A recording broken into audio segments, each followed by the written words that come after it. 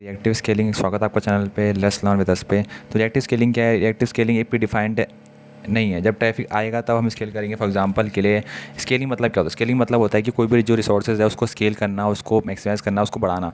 For example के लिए आपके पास 4 GB रैम थी, ठीक है, और 1 TB आपका स्टोरेज थी। आपने 8 GB कर दिया और 2 TB स्टोरेज कर दी, उसी को हम कहेंगे स्केलिंग, ठीक है, इसको स्केलिंग कहते हैं। अब क्लाउड में क्या होता है? क्लाउड में आप चीज़ें परचेस करते हो तो रिएक्टिव स्केलिंग ये होता है कि आप पहले से सेट कर दो क्लाउड में कि भाई जब ट्रैफिक आएगा, ट्रैफिक बोले तो जब यूज़र्स बहुत सारे यूज़र्स आते हैं, फॉर एग्जांपल के लिए कोई ट्रेन की टिकट है या फिर कोई बस की टिकट है, दिवाली वाली बहुत सेल आ जाती है, मतलब बहुत ज़्यादा सेल चलती है, बहुत ज़्यादा चीज़ें चलती हैं, ठीक है। तो वहाँ पर क्या होता है, कस्टमर एकदम से भाग के आता रश होते हैं और वहाँ पर से बहुत ज़्यादा आपका ट्रैफिक हो जाता है। आप चीज़ों को मैनेज नहीं कर पाते हो, वेबसाइट क्रैश हो जाती हैं, चीज़ें नहीं हो पाती हैं, ठीक है, किसी को फ़ायदा नहीं मिल पाता है। तो उसमें क्या कर सकते हो आप? रिएक्टिव स्केलिंग कर सकते हो। या फिर आप उसमें क्या कर सकते हो, उसमें एक होता है रिएक्टिव स्केलिंग, दूसरा होता है आपका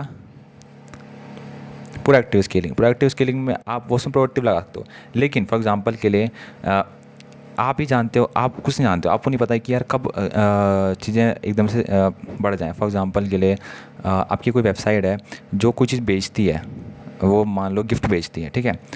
अब आपको नहीं पता ना कि कब ट्रैफिक एकदम से बढ़ जाए। मतलब मान लो आपका इंटरनेशनल बिजनेस है, फॉर एग्जांपल जापान से भी लोग उसमें ख़रीदते हैं, यूएसए से और चाइना से, हर जगह से वो ख़रीदते हैं, वहाँ से ऑनलाइन ऑर्डर आते हैं, ठीक है। अब आपको नहीं पता है कि कब जापान में कुछ ऐसा फेस्टिवल है या फिर जापान में कुछ ऐसी तारीख है जहाँ पर सब लोग एक साथ टेडी बेयर ख़रीदें या फिर हाँ टेडी बेयर ख़रीदें। क्या पता इंडिया में वो सिर्फ खरीदते हैं वैलेंटाइन के दिन, लेकिन जापान में वो कहीं किसी और दिन भी खरीदते हैं। तो आप रिएक्टिव स्केलिंग अप्लाई कर सकते हो। आपको वो बोलेगा कि जब किसी को ज़रूरत पड़ेगी, ठीक है, उसके हिसाब से आपके जो आपका जो भी आपका रिसोर्सेज हैं वो अपने आप स्केल अप हो जाएंगे। तो वही आपका रिएक्टिव स्केलिंग है। रिएक्शन देगा जिस तरीके से ज़रूरत होगी उस तरीके से ये अपना स्केल अप कर लेगा।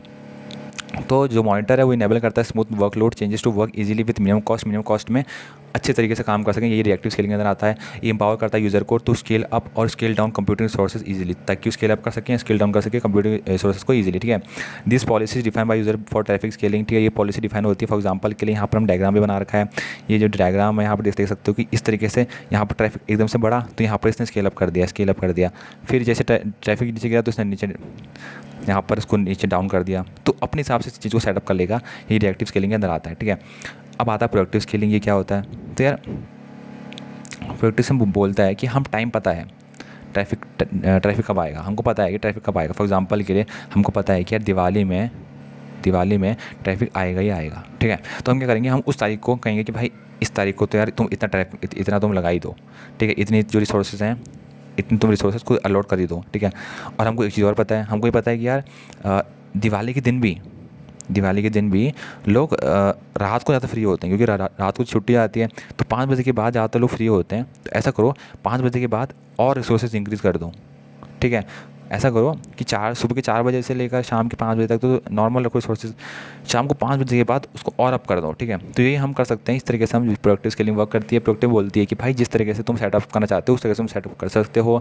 जिस तुम्हें लगता है कि पर्टिकुलर आवर्स में या फिर पर्टिकुलर डेज़ में ट्रैफिक बढ़ेगा, आप वहाँ पर सेटअप कर सकते हो और चीज़ों को इंक्रीज़ कर सकते हो। तो उसको हम प्रोएक्टिव कहते हैं। उसको क्या कहते हैं? उसको रिएक्टिव कहते हैं, ठीक है।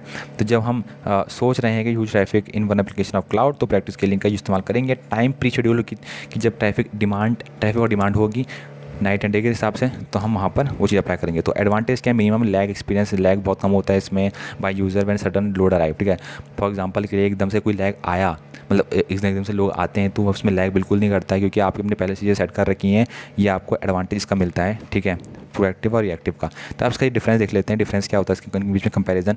तो प्रोएक्टिव स्केलिंग क्या होता है कि user set threshold but a down time is required, ठीक है।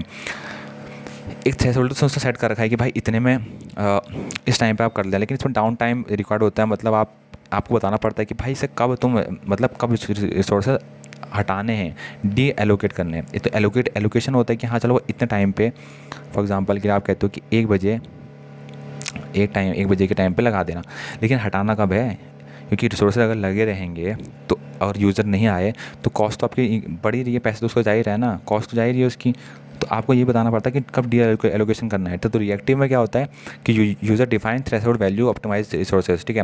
तो एक थ्रेशोल्ड वो वैल्यू पहले से संग्रह रखता है। इसका मतलब क्या है? इसका मतलब ये है कि वो बोल के रखता है कि भाई अगर फॉर एग्ज़ाम्पल के लिए अगर इससे मान लो 10 में से अगर 2 से नीचे लोग चले गए वेबसाइट में विजिटर्स, ठीक है, तो जो आपकी जो मेरे रिसोर्सेज हैं उनको इतना नीचे कर देना, उसको 20% या फिर 30% उसको नीचे कर देना। तो पहले से आप एक थ्रेशोल्ड वैल्यू उसमें सेट कर सकते हो और ऑप्टिमाइज़ कर सकते हो अपने रिसोर्सेज को। रिएक्टिव में ये अच्छी बात होती है, ठीक है। अब दूसरा क्या आता है इसमें, प्रोएक्टिव में आता है मीडियम कॉस्ट रिडक्शन, ठीक है। और इसमें भी मीडियम कॉस्ट रिडक्शन आता है। रिडक्शन में क्या होता है कि यार मिनिमम जितनी कॉस्ट होती है उसको आप रिड्यूस करके चलते हो, यही इसमें है और कुछ नहीं है। और प्रोएक्टिव में थर्ड पॉइंट है कि for application increase load in expected manner, ठीक है। अब वो क्या है, तो भाई इतनी सी बात है। अब प्रोएक्टिव में एक चीज़ बात, तीसरी बात यह है कि यार आपको पता रहता है, मतलब यहाँ पर आपको पता है कि यार लोड यहाँ पर एक्सपेक्टेड मैनर में इंक्रीज़ होगा, ठीक है।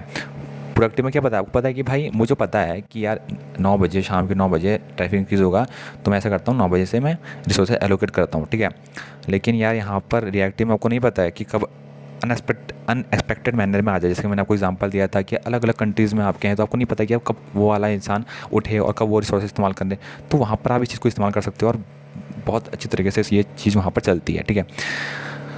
तो यार इतना ही था। टाइप्स ऑफ स्केलिंग क्या होते हैं और टाइप्स क्या होते हैं इसके, वो हम अगली वीडियो में देखेंगे। तो अगर आपको वीडियो पसंद आई हो तो यार लाइक करो, सब्सक्राइब करो चैनल को, यार भाई को सपोर्ट करो। आपको ऐसी अगर वीडियो और देखनी है आपको सब मिल जाएंगी, प्लेलिस्ट में जाइए और चेक करिए। और दूसरी बात, अगर आप MCA के स्टूडेंट हो, इग्नू के स्टूडेंट हो, तो यार आपके लिए वहाँ पर प्रोजेक्ट रिपोर्ट और सिनॉप्सिस पड़ा हुआ है, वो आप देख सकते हो, ठीक है। और कुछ भी क्वेरीज हो तो यार नीचे कमेंट करो आपको क्या टॉपिक चाहिए और जो आप चाहते हो पढ़ना, ठीक है। तो see you in the next video, तब तक के लिए टाटा बाय बाय, धन्यवाद।